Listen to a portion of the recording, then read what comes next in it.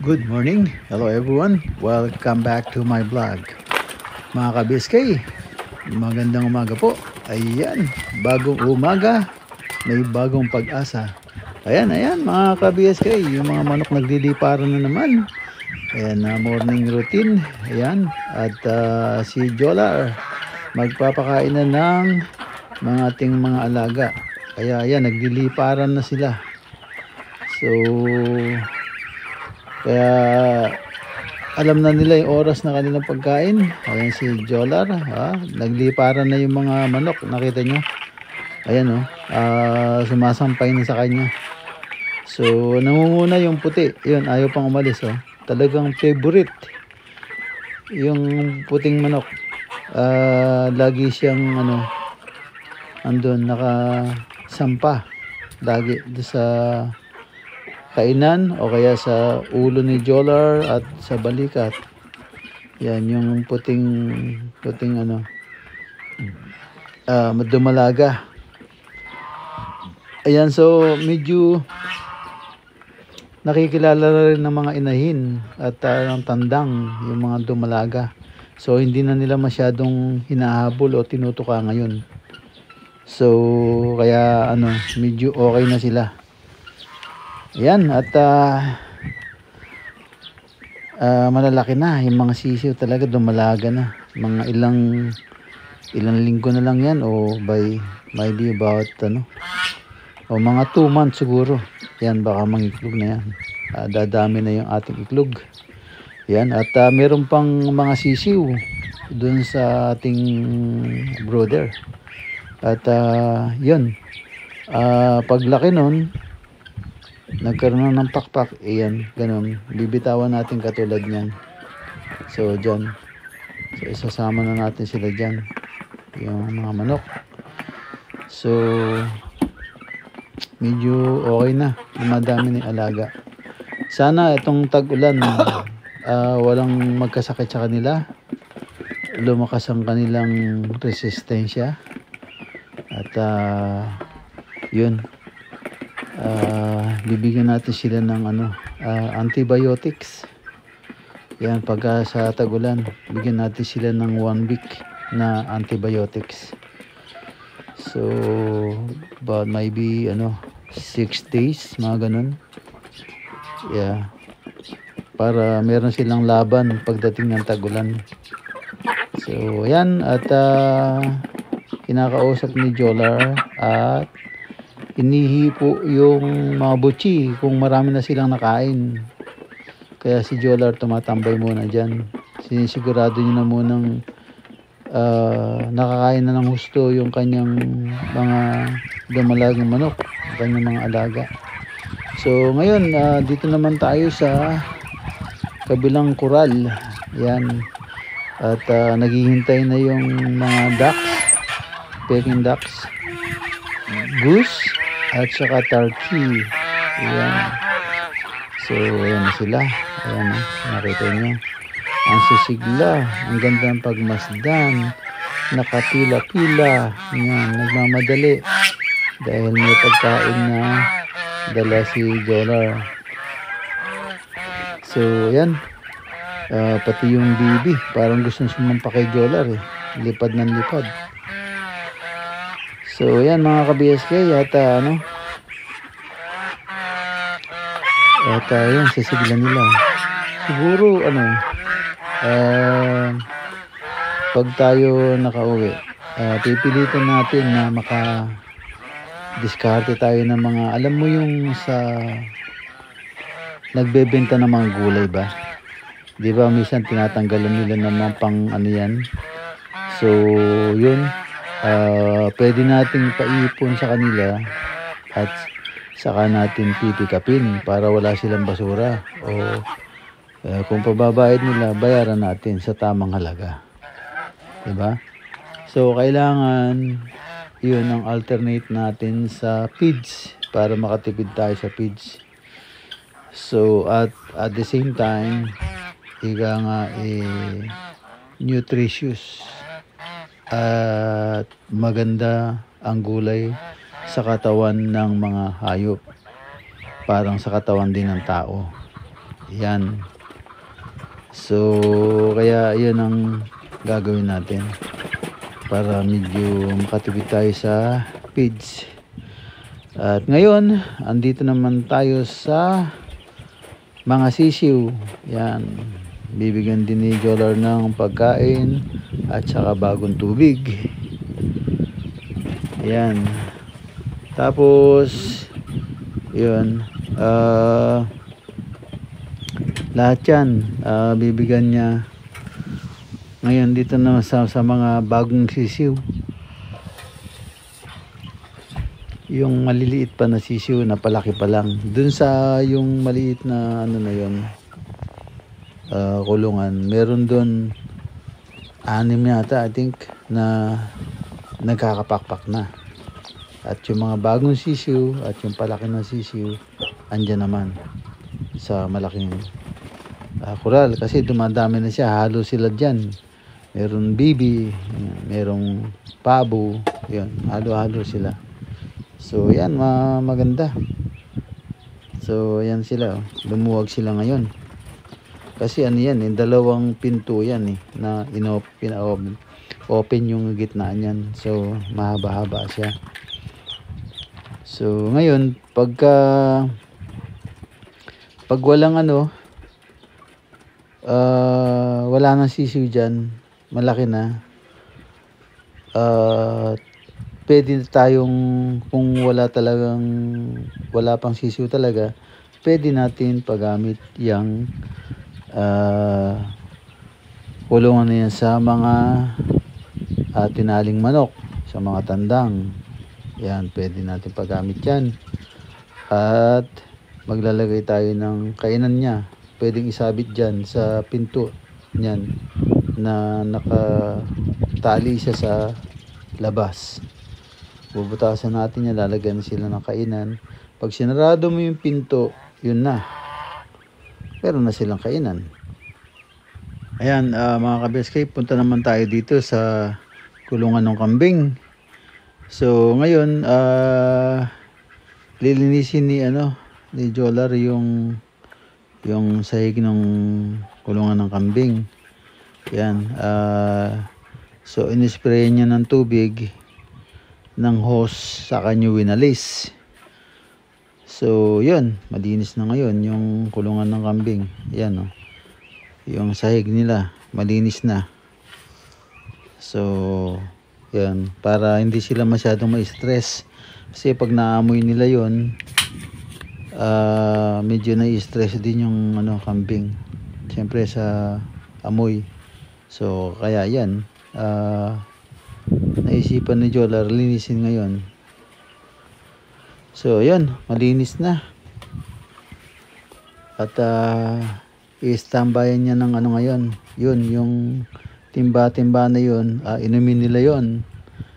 Yan, so naka-standby dyan, bagong palit yung yung tubig. So ngayon, ipagpapatuloy niya ngayon yung paglilinis ng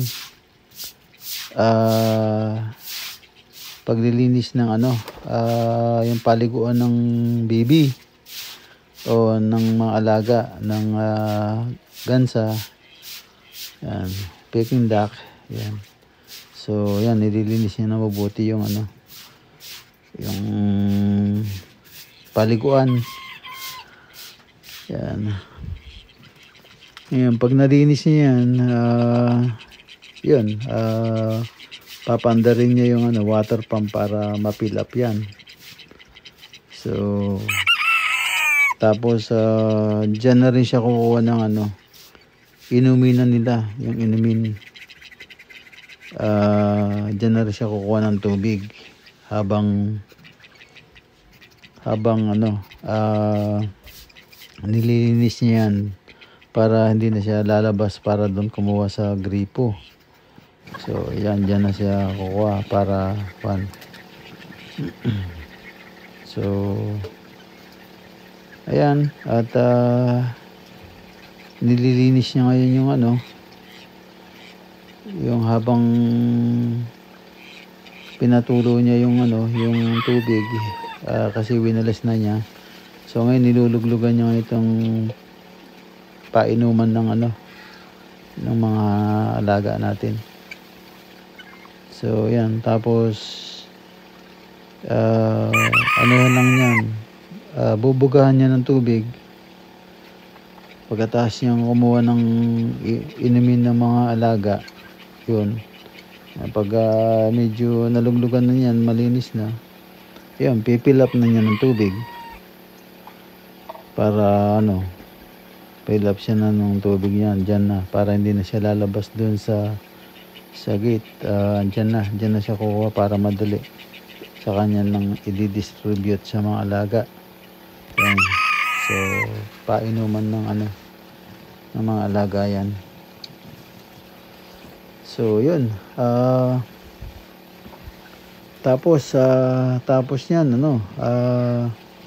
papakawalan niya na yung mga kambing dun sa labas para manginain na dun sa mga damon dun sa bukid.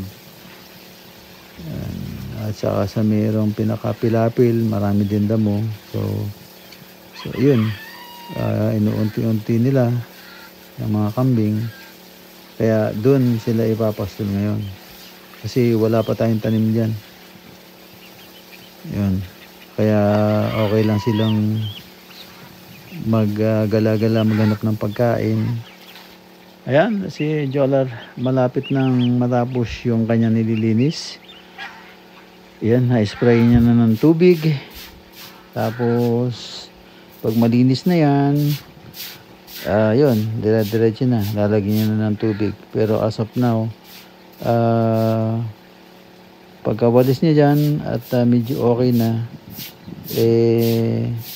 yun, ang gagawin naman niya, pakainin niya na yung mga kambing. So isogan niya na, niya na,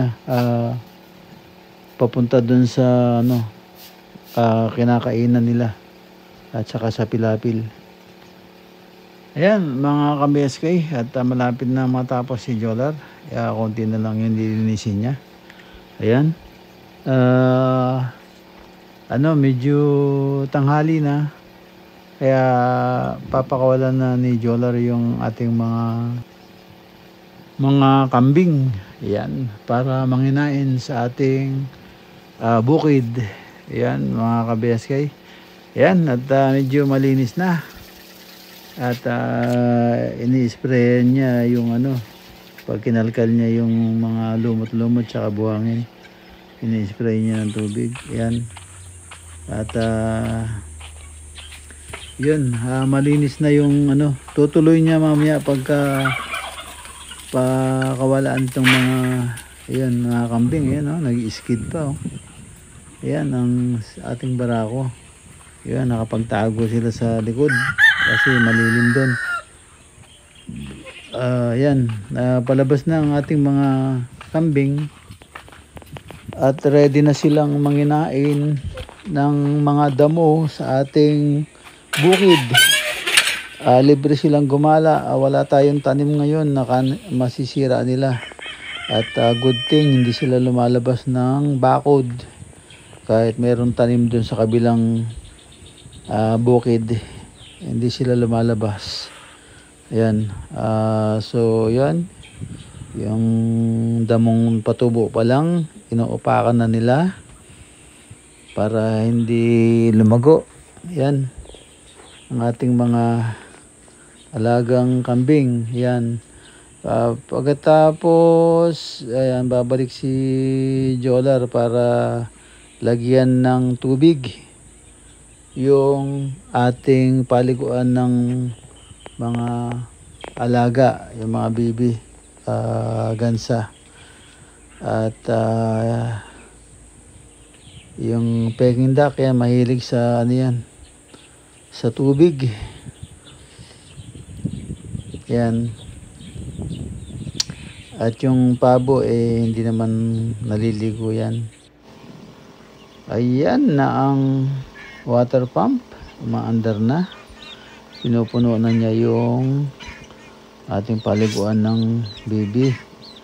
At ngayon, dahil malinis na yan, dyan na ngayon si Jolar naglalagay ng inuminan ng mga alaga.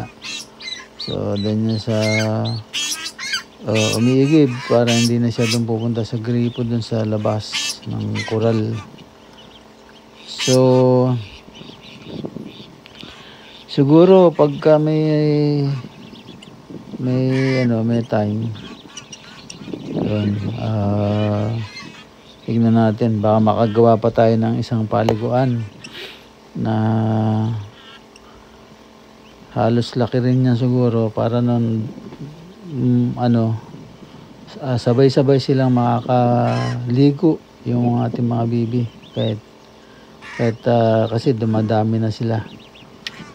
So ayan po mga ka-BSK, at malinis na naman ang kanilang paliguan. Ayan. At ayan, nililinis niya. At medyo bago na naman matapos ang maghapon, at least yan, malinis na yung paliguan nila. Yan, tapos nakakain na sila. Yan, nakita nyo. Yan, lumapit na yung pamilya ng gansa. Yan, lagi silang nakatutok sa kanilang mga baby. Nakatutok sila. Ayun, binabantayan nila, walang makalapit dyan. Tinutukan nila, naaway nila. So yan yung ating mga gansa. Yan, lumalaki na yung mga anak nila. Mahaba na rin yung mga liig. So yan, medyo napupuno na yung paliguan nila. Kaya nakababa na yung mga baby gansa. Tingnan mo kung paano sila magprotekta ng makaprotekta ng kanilang mga baby. Ayan, tatlo sila. Hindi sila nag-iwalay. Ayan, nakatutok sila dun sa kanilang baby. Walang makalapit dyan. Ayan. Bahay nila yan. Ayan, lumusong din yung isang gansa. So ayan, at nag-overflow na yung tubig. Sana makita ni Jolar agad para mapatay niya yung water pump. So yan, punong-puno na yung tubig. So ayan, linis, ang linaw. Wow, yung mga ating mga baby niyan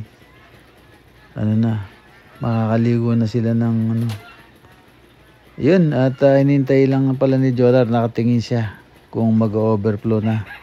Sa kanya papatayin yung water pump. Yun napatay niya na yung water pump doon sa labas. Ayan, bago na yung paliguan ng bibi. Ang linaw. A few moments later. Ayan mga ka-BSK, hapon na naman. Tapos na ang ating maghapon. So yan, lubog na yung araw. Kaya ayan, pinapauwi na ni Jolar yung kanyang mga alagang kambing. Ayan, Gago, kaswaging ka niya mga yan. yun yung aso. Si Brownie. Medyo nakawala. At tinatahulan niya yung mga kambing. Oh. Ayun. Nagmadali tuloy umuwi yung mga kambing. Yan, dapat pala maturuan yung aso na yan. Siya na lang ang tatawag doon sa mga kambing para umuwi. Galing na no. Pag utusan mo lang aso. Diba? Utusan mo lang aso, pupunta din yung aso. Tatawalan sila. Yan. Oh, yung bingala, muntik na nakalabas. Muntik na nakalabas yung bingala. Mabuti parating na sila nung palabas na yung mga alaga. Ayan, nagpanikan na sila doon sa kulungan nila, mga ka-BSK. Ayan, natapos na naman po aming maghapon, mga ka-BSK. At ayan, end na po tayo dito sa ating simpleng video. Ayan, maraming po salamat sa inyo, inyong panonood at tiwala. Sana nagustuhan nyo itong video na to. Paki-likes na lang po and share. Ayan, maraming salamat. Sige po, kita tayo sa sunod na upload. Maraming po salamat. Ingat-ingat po kayo dyan and God bless. Bye-bye, bye-bye. Bye-bye, bye-bye.